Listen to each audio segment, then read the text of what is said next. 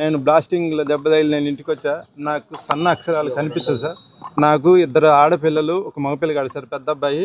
ఏ మగపిల్లగాడు అయితే ఉండో ఆ పిల్లగాడిని పశుమతి కిషోర్ దగ్గర నేను చదివిస్తే అతను లాస్ట్కి ఈ అమౌంట్, కాలేజీ అమౌంట్ అయితేనే, అబ్రూడ్ పంపించిన అమౌంట్ అయితేనేమి మొత్తం కట్టించుకొని మీకు దిక్కుండా కాడ చెప్పండి, ఒకసారి ఢిల్లీ పంపించి ఇంటర్వ్యూ తీసుకొని అక్కడ ఫెయిల్ అయిన రిఫ్యూజ్ వచ్చింది మీది వీసా, హైదరాబాద్ పంపిస్తే రిఫ్యూజ్ వచ్చింది అని చెప్తే మీ ఖర్చులు వాటికి మీరు తీసుకొని నా అమౌంట్ నాకు వాపస్ ఇవ్వండి 40 లక్షలు, మీకు అంత ఖర్చు అయితే అంతకి డబుల్ తీసుకోండి, వీసాకు అయితే మహా అయితే 25,000 25,000 అయింది సార్, 15,000 అయింది సార్, దానికి డబ్బులు తీసుకొని నా డబ్బులు నాకు ఈయనని ఏడుకున్నా సార్. కాలేజీకి వెళ్ళి లాస్ట్కి వాడి సర్టిఫికెట్ కూడా ఇవ్వడేమోనని జాగ్రత్తగా హ్యాండిల్ చేసి వాడి సర్టిఫికెట్ బయటకు తీసుకొచ్చా సార్. నేను ఇప్పుడు ఎస్పీకి ఏమని కంప్లైంట్ ఇచ్చారండి సార్?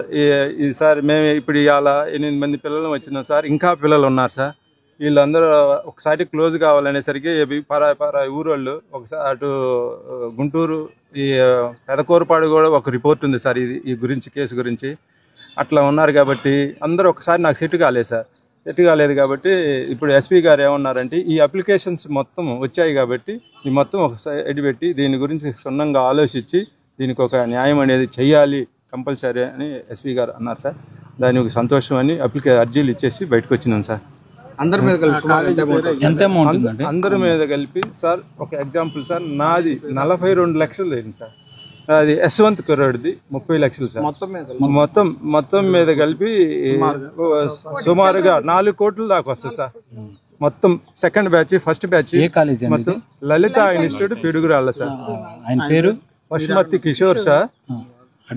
అడ్మిన్ మొత్తం సూత్రధారి, పాత్రధారి అడ్మిన్ కత్తి సునీత సార్.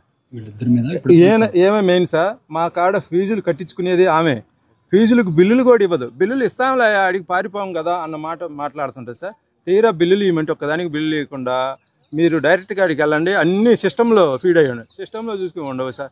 మాకు బిల్లులు ఇక చాలా అవస్థపడి లాస్ట్కి కోప పడితే మళ్ళీ అసలుకే ప్రమాదమేమోనని కట్టుకుంటూ వచ్చి లాస్ట్కి ఈ పని చేసింది సార్.